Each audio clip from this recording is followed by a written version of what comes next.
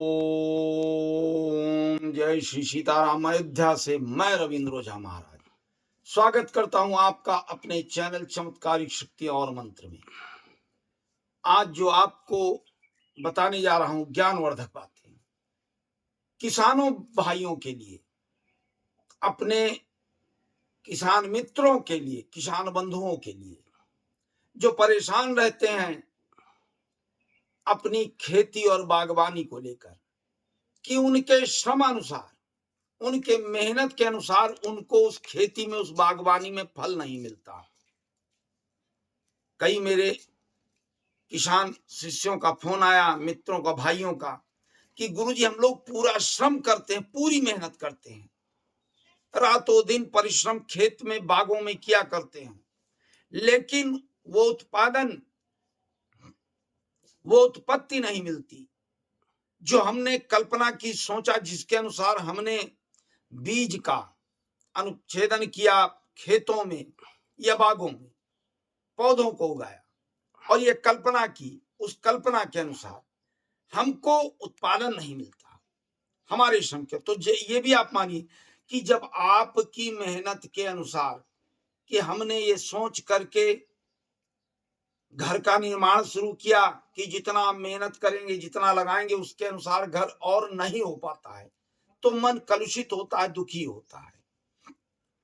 तो आज जो उपाय बताने जा रहा हूं अपने किसान भाइयों के लिए, लेकिन ये भी बता दूं कि इस वीडियो को पूरा से पूरा देखें, तभी आपको समझ में आएगा। और मैं संकल्पित होकर अकेला आपके लिए नहीं हूं कि मैं अकेले ही बीड़ा उठा करके लेकर चलूंगा और सारे जगत का कल्याण। ऐसा है कि इसमें मेरी वाणी के अनुसार, मेरे कथनानुसार आपको भी मेरा सहयोग करना होगा, मेरा साथ देना होगा। देखिए, सनातन धर्म हितकर कार्य, जनहित लोकहित में कार्य, जब तक सभी एकजुट होकर ये सोचे कि संत महात्मा या गुरु ही अकेले किसी कार्य को कर देंगे, तो ऐसा नहीं। आपको भी गुरु के साथ, उन संतों के साथ कंधे से कंधा मिलाकर आगे चलना होगा, बढ़ना होगा, तभी लोकहित जनहित का कार्य होगा। कि वो गीत आपने सुना होगा, साथी हाथ बढ़ाना, एक अकेला थक जाएगा, मिलकर बोझ उठाना।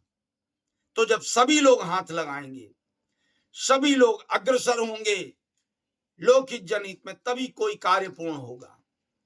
तो आज की जो बात है अपने किसान भाइयों के खेती के लिए, उनकी बागवानी के लिए, कि जो मेरे किसान भाई परेशान हैं, उनको उत्पादन ढंग से नहीं मिल रहा, बाग लगा रखी है, उसमें उनकी इच्छानुसार फल नहीं आ रहे हैं, तो बड़ा ही शुभ अवसर आपके लिए आ रहा है, आपके हित के लिए, आपके कल्याण के लिए, आपके हर कार्य को अग्रसर करने के लिए। शिवरात्रि का, शिवरात्रि में आपको करना क्या है, अपने भाइयों को कि जाना है भगवान भोलेनाथ के मंदिर पर। और कैसे जाना है, 108 बेल पत्र लेना है और उन बागों की या उन खेतों की मिट्टी लेना है, भस्म लेना है, पीली सरसों लेना है, और एक भस्माती अश्लेषा भस्म ये लेना है। और लेकर जो निकटतम शिव मंदिर हो वहां आपको पहुंचना है। पहुंचकर भगवान भोलेनाथ को स्नान कराना है और सभी बेलपत्र पे ध्यान रखें, एक एक पत्ते पर सीताराम लिखा हो। स्नान करा के उसको, उनको भस्म लेपन करके, अश्लेषा भस्म मत लेपन कीजिएगा, वो किनारे ही रखिएगा। उनको खाली भस्म जो आती है रुद्र की, वो भस्म लेपन करके घी का दिया जलाना है और सारे बेलपत्र उन पर चढ़ा देना है। फिर बैठ जाना है भगवान भोलेनाथ के सम्मुख, मिट्टी रखकर, वो पीली सरसों अश्लेषा भस्म रख करके, और एक मंत्र का जप करते हुए जो शिव जी पर जल चढ़ाया है वही जल उस मिट्टी में डाल लेना है। और पीली सरसों अश्लेषा भस्म को मिला लेना है और ये मंत्र का जप करते हुए 51 बार उसकी गोलियां बनाना है, उसको मिश्रण करना है कि ओम अघोरेभ्यो अघोरेभ्यो अघोरस्य महामने ओम शिवाय रुद्राय संकल्पिते समाचरे। इस मंत्र को बोलते हुए उसका मिश्रण तैयार करना है। मिश्रण तैयार करके उसको, अच्छा ये मिश्रण आप किस में तैयार करेंगे ये भी बता दूं, केले के पत्ते पर। इसका जो मिश्रण बनाएंगे वो थाली कटोरी लोटा में नहीं, केले के पत्ते पर। अब उसको उठा लेना है हाथ में और इसी मंत्र को बोलते हुए, चूंकि सबकी पूर्ण होती है लेकिन शिव की अर्ध परिक्रमा होती है, 3 बार अर्ध परिक्रमा करके और आ करके वो जो बेलपत्र आपने चढ़ा उसमें से 11 बेलपत्र निकाल लेना। उस 108 बेलपत्र में से 11 निकाल लेना है और उसी मिट्टी में मिश्रण कर देना है। मिश्रण करने के बाद में उसको शिवलिंग के पास रख देंगे और दोनों हाथों से शिवलिंग का स्पर्श करके फिर ले करके वो मिट्टी चले आएंगे आपकी जहां बाग है, जहां आपके खेत हैं, और बेलपत्र समेत पहुंचते ही तुरंत कार्य नहीं करना है। पहुंच करके अपनी जमीन को, जिस जमीन में आपको उसको डालना है, 3 बार प्रणाम करके फिर उनका मिश्रण करके थोड़ी थोड़ी मिट्टी सारे खेतों में छिड़क दें और जो बेलपत्र है एक बेलपत्र बीचों बीच में गाड़ दें या रख दें। जो बाग हैं आपके, वो चाहे आम के हो, चाहे अनार का हो, चाहे केले का हो, चाहे नींबू का हो, किसी भी चीज का बाग हो, वहां पर भी ले जा करके चारों तरफ मिट्टी को छिड़क करके और बीचों बीच में बेलो पत्र को गाड़ के रख देना है। ये क्रिया उसी शिवरात्रि के दिन ही करना है, दूसरे दिन नहीं, उसी दिन करना है।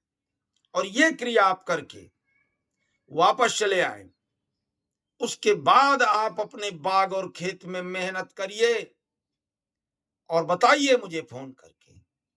आपको आश्चर्यजनक परिवर्तन मिलेगा। जिस खेत में आपकी सोच से कम पैदावार हो रही थी, जिस बाग में आपकी सोच से कम पैदावार हो रही थी, आश्चर्यजनक रूप से आप चौंक जाएंगे, आपकी आंखें फटी रह जाएंगी। वो उत्पादन होगा, वो बढ़ोतरी होगी कि आप सोचेंगे कि अरे ये कैसे हो गया, आज तक तो ऐसा हुआ ही नहीं। आपकी कल्पना से परे कार्य उन बागों और खेतों में होगा। तो मैं फिर कहूंगा चलने से पहले कि आप लोग इन कार्य को करके प्रसन्न हो और जो भी बात न समझ में आ रही हो वो मुझे फोन करके मेरे नंबरों पर आप संपर्क कर सकते हैं और इन कार्यों को करके प्रसन्न रहें। मेरे मन में एक विचार आया कुछ भाइयों का फोन आने के कारण कि अपने किसान भाइयों के प्रति भी समर्पित होकर के उनको भी उनके समानुसार कुछ कार्य दिया जाए कि वो करके प्रसन्न रहें। तो इन कार्यों को करें, लाभ उठाएं। मिलना चाहे रविवार को आकर अयोध्या में मिले। और मैंने शुरू में ही कह दिया था अपने उन भाइयों बहनों के लिए, माताओं के लिए, कि ज्यादा से ज्यादा जितना आप इस वीडियो को लाइक शेयर सब्सक्राइब करेंगे उतना ही आपके नजदीकी बंधु भाई सखा माता बहन सबको लाभ मिलेगा। आपका ही परिजन, खाली माता पिता भाई बंधु चाचा ताऊ ये नहीं है, आपका परिजन समस्त जगत है, समस्त संसार है। तो ये सोचकर कि ये मेरे परिजन है, परिजन मतलब अंतर आत्मा से जुड़े हुए व्यक्ति हैं, तो उनके लिए इस वीडियो को ज्यादा से ज्यादा लाइक शेयर सब्सक्राइब करें। जितना लोगों को लाभ मिलेगा आपके इस कार्य से उतना ही आप स्वयं लाभ पाएंगे ईश्वर की कृपा से। इसी के साथ मैं रविंद्र ओझा महाराज अयोध्या से आप लोग से विदा लेता हूं। बोलिए एक बार ओम हर हर महादेव।